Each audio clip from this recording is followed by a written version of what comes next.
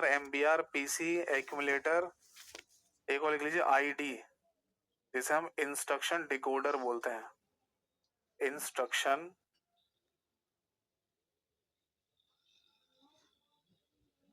Decoder.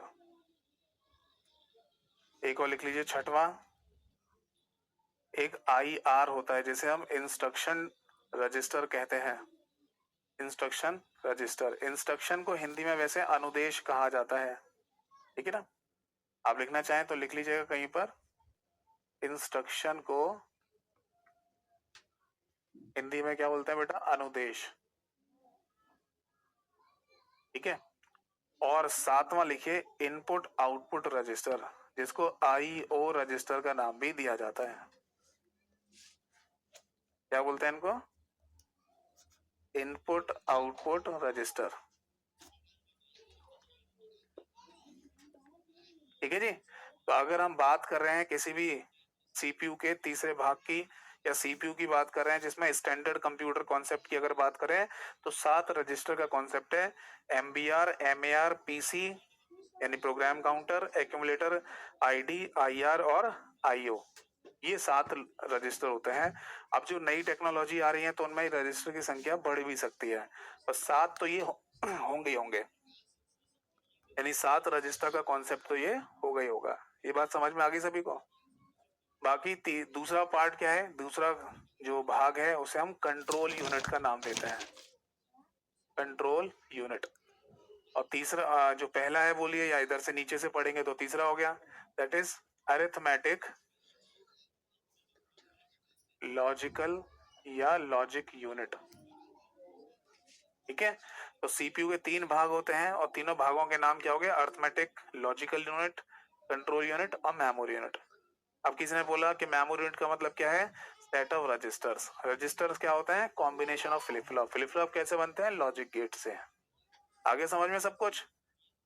यानी हम जो बात कर रहे थे CPU की, यानी सेंट्रल प्रोसेसिंग यूनिट की, अपने कंप्यूटर में जो कंप्यूटर का मेन घटक होता है, मेन कंपोनेंट होता है, कंप्यूटर का दिमाग होता है, उसके 3 भाग हैं, ALU, CU और MU। MU का मतलब मेमोरी यूनिट, मतलब सेट ऑफ रजिस्टर्स, यानी रजिस्टरों का समूह। और रजिस्टर मतलब कॉम्बिनेशन ऑफ फ्लिप फ्लॉप, और फ्लिप फ्लॉप मतलब लॉजिक गेट्स, या फ्लिप फ्लॉप मतलब एक सिंगल बिट का डाटा स्टोर करने का इकाई या यूनिट। ये बात समझ में आई सभी को। तो अब ये समझ लो कि हमारी एक और क्लास होगी मेरे हिसाब से कंप्यूटर आर्किटेक्चर पर, यानी कि संरचना पर, जिसमें इन सभी रजिस्टर्स के बारे में मैं आपको बताऊंगा कि एग्जैक्टली ये किस लिए काम करते हैं, इनका काम क्या है। जैसे एक क्वेश्चन दे रहा हूं अभी आपको, अगर जिसको पता हो कमेंट सेक्शन में ये बताइए। अगर आपने कई बार अपने कंप्यूटर में बफरिंग देखी होगी, देखिए कई बार बफरिंग, तो आपसे पूछा जाए कि बफरिंग किससे संबंधित होती है कंप्यूटर में। रजिस्टर। आपने देखा कई बार हम इंटरनेट से कोई मूवी देख रहे हैं, यूट्यूब देख रहे हैं, तो बीच में वो गोला सा घूमने लगता है, लोडिंग वाला, उसे बफरिंग भी बोलते हैं। तो अगर पूछा जाए किससे संबंधित है, तो अगर एक ऑप्शन पर लिखा हो रजिस्टर, क्या ये बात सत्य है? कमेंट सेक्शन में बताइए जल्दी से, क्या ये बात सत्य है? तो हाँ जी, ये बात सत्य है, ठीक है। बट अगर इसमें भी ये पूछे कि ये कौन सा रजिस्टर है, क्यों? क्योंकि रजिस्टर्स तो हमारे कई सारे हैं ना, यहाँ पर कई सारे रजिस्टर्स हैं। तो आंसर होगा MBR या फिर MDR नाम का रजिस्टर, मेमोरी बफर रजिस्टर या मेमोरी डेटा रजिस्टर से संबंधित होती है बफरिंग। अब ये बफरिंग होती कैसे है, इसका कॉन्सेप्ट मैं आपको नेक्स्ट क्लास में बताऊंगा। बाकी इन 7 रजिस्टर्स के बारे में एक एक दो दो पॉइंट लिखने हैं, ताकि हमें आइडिया रहे कि ये रजिस्टर ये काम करता है। और कंट्रोल यूनिट और अर्थमेटिक लॉजिकल यूनिट का फंक्शन मैं आपको नेक्स्ट क्लास में बताऊंगा। क्या पढ़ना है हमको नेक्स्ट क्लास में, ALU और CU का कॉन्सेप्ट, इन 7 रजिस्टर्स के बारे में एक एक दो दो पॉइंट के काम क्या करते हैं, और बफरिंग का कॉन्सेप्ट। और फाइनली नेक्स्ट क्लास में हमारी कंप्यूटर संरचना या कंप्यूटर आर्किटेक्चर की क्लास फिनिश हो जाएगी। क्लियर है? फिर उसके बाद हम अपना कोई दूसरा टॉपिक लेंगे। तो आई होप सो कि बेटा ये सारी कहानी क्लियर हुई होगी आपको।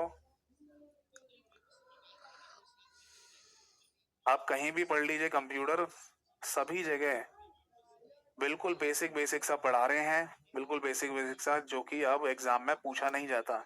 अब आप एग्जाम में देखेंगे तो लॉजिकल क्वेश्चंस आते हैं, अच्छे क्वेश्चंस आते हैं, देखने को मिलते हैं।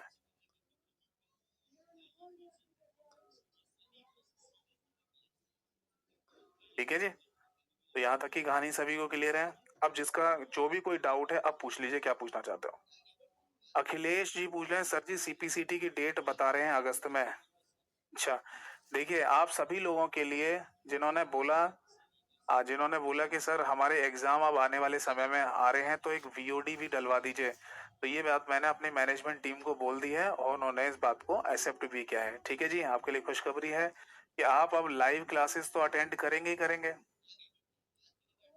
ठीक है, प्लस आपको वीओडी भी मिलेगा, यानी कि इसी बैच में अब मेरा जो एक और बैच था, देखो अभी है ना ये जो कंप्यूटर स्पेशल 07 बैच है जो आपसे पहले वाला बैच है, उसमें तो अभी क्लासेस बची हुई हैं तो वो नहीं डाल रहे हम। इस वीओडी में कंप्यूटर स्पेशल 06 की करीब मैं समझ रहा हूँ 62 वीडियोस हैं, 62 या 60 वीडियोस कुछ होंगी, वो सारी की सारी वीडियोस हम यहाँ पर डलवा दे रहे हैं। और फाइनली आप लाइव क्लास तो अटेंड कर ही सकते हैं, जल्दी जल्दी सारा सिलेबस कवर करना चाहते हैं तो 62 वीडियोस का वीओडी भी अब आपको मिल जाएगा। ठीक है जी, चलिए थैंक यू, आप सभी को भी थैंक यू। विशाल जी बोल रहे हैं आपको बैक पेन हो रहा था सर वो ठीक हो गया है। मेरे भाई ठीक तो नहीं हुआ है, बट ये है कि हाँ कुछ राहत है, क्योंकि अब है ना मैं थोड़ा सा ट्रीटमेंट भी ले रहा हूँ और मेडिसिन भी खा रहा हूँ, तो उसकी वजह से ये है कि पेन थोड़ा सा कम है। अभी भी जब मैं सुबह जगा था तो पेन हो ही रहा था, बट ये है कि मैं आज थोड़ा सा जल्दी जग गया है ना, तो जिसकी वजह से मूवमेंट में ना वो जैसे अगर बॉडी का कोई पार्ट अगर मूवमेंट में चल रहा है तो वो फिर फीलिंग्स थोड़ी सी जैसे दर्द वाली जो फीलिंग होती है वो कम हो जाती है। ये अगर आपने अपनी लाइफ में भी फील किया होगा, है ना, अगर आप मूवमेंट कर रहे हैं तो जो दर्द वाली फीलिंग है वो थोड़ी सी कम लगने लगती है। जब आप मान लो स्टेबल थे यानी सो रहे थे या बैठे हैं बहुत देर से, फिर जब चलेंगे तब ज्यादा दर्द पेन होता है, तो इसलिए मैं थोड़ा सा आज जल्दी जग गया और थोड़ा सा मूवमेंट करने से ठीक है। ठीक है, आई होप सो कि जल्दी ये रिकवर हो जाएगा। तो बिल्कुल आज तो बिल्कुल ऑन टाइम पे ही हमने क्लास को शुरू किया था, 9:31 पे शुरू कर दिया था। एक कमेंट आया सर रजिस्टर्स में are increase from 7 to more than it will be update और अपग्रेड। ओह अच्छा, देखो मेरे भाई ध्यान से सुनिए, अच्छा क्वेश्चन पूछा है नीरज ने, और सभी लोग सुनिए। जैसे इन्होंने ये पूछा कि सीपीयू हमारे पास है यानी कि सेंट्रल प्रोसेसिंग यूनिट, ठीक है, अब एएलयू तो सभी में रहता है, सीयू तो सभी में रहता है, एमयू यानी कि मेमोरी यूनिट यानी रजिस्टर्स का कॉन्सेप्ट। अब अगर किसी स्टैंडर्ड कंप्यूटर की हम बात करें तो उसमें टोटल रजिस्टर का कॉन्सेप्ट कितना है, 7 है। अब इन्होंने बोला कि अगर 7 से ज्यादा रजिस्टर्स आ जाएं किसी सीपीयू के अंदर तो वो सीपीयू का अपडेट कहलाएगा या अपग्रेड कहलाएगा। तो पहली बात मेरी सुनिए, सीपीयू एक आईसी चिप है और इस आईसी चिप को बनाते समय ही इसके अंदर सारे सर्किट्स बना दिए जाते हैं, बाद में इनके सर्किट्स में कोई चेंजेस नहीं आता। तो इसका मतलब मान के चलिए कि इंटेल नाम की कंपनी ने सीपीयू ये मान लो जैसे C1 नाम का एक सीपीयू बनाया जिसमें 7 रजिस्टर का कॉन्सेप्ट दिया। अब मान लीजिए इंटेल कंपनी ये बोल रही है कि हम थोड़ा सीपीयू को और एडवांस करेंगे, रजिस्टर्स और जोड़ने हैं हमको, तो उन्होंने मान लीजिए बोला कि हम एक ऐसा सीपीयू बनाएंगे जिसका नाम हम रखेंगे अब C2। इंटेल कंपनी ही बना रही है, अमेरिका की कंपनी है, और अब रजिस्टर्स कितने हो जाएंगे, 8 रजिस्टर्स हो जाएंगे। तो मेरे भाई देखिए जो नया सीपीयू बना वो बिल्कुल इससे मतलब अलग ही होगा।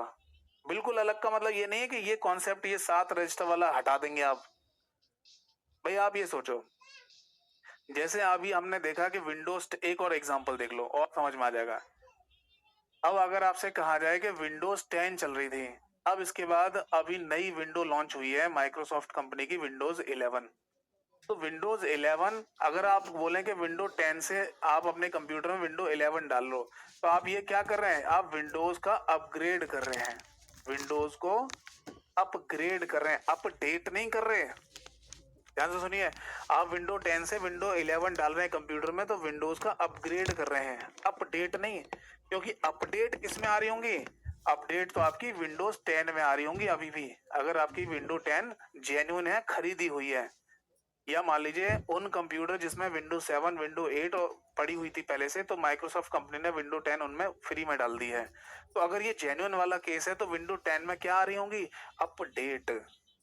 बट मैं जिस दिन विंडो 10 से विंडो 11 डाल दूंगा तो क्या हो जाएगा, अपग्रेड हो जाएगी। सुनिए, तो क्या विंडो 11 में मैं टाइपिंग नहीं कर सकता? कर सकता हूँ। क्या विंडो 11 में मैं पेंट पर काम नहीं कर सकता? कर सकता हूँ। क्या विंडो 11 में वर्ड एक्सेल पावर पॉइंट पे काम नहीं कर पाऊंगा? कर लूंगा। इसका मतलब पेंट हो गया, है ना, वर्ड एक्सेल पावर पॉइंट हो गया, ये सारे फंक्शन तो विंडो 10 में भी काम करते थे ना। यस, तो जो काम यहाँ हो रहे थे वो यहाँ पर भी होंगे, बट कुछ नए टूल्स के साथ, कुछ नया यूजर इंटरफेस के साथ। समझ में आ रहा है? वैसे ही समझ लो कि अगर आप 8 रजिस्टर का कोई सीपीयू बनाना चाहते हो तो उसमें 7 तो होंगे ही होंगे। भाई 7 का कॉन्सेप्ट तो पहले होगा ही होगा, प्लस एक एडिशनल आपने जोड़ा होगा। बट ये नया सीपीयू है इंटेल का C2 नाम से, इसलिए ये क्या हुआ, ये अपग्रेड हुआ, अपडेट नहीं हुआ है। क्या हुआ, अपग्रेड हुआ है। समझ में आ रहा है?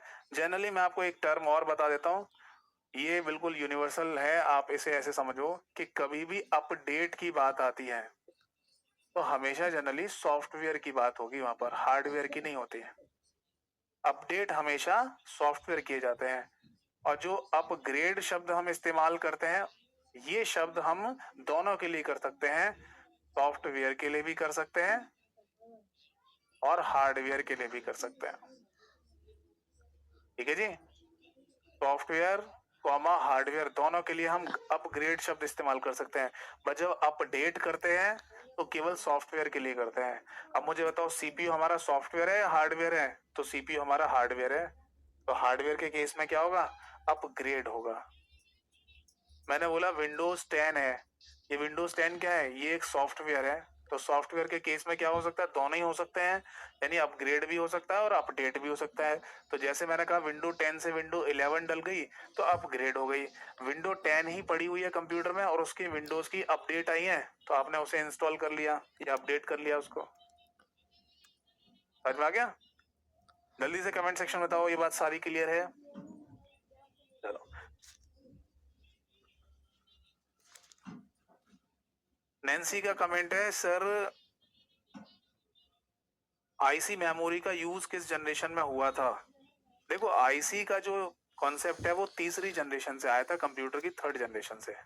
आप अभी जान लीजिए कि कंप्यूटर की 5 जनरेशन अभी तक है, यानी 5वीं चल रही है।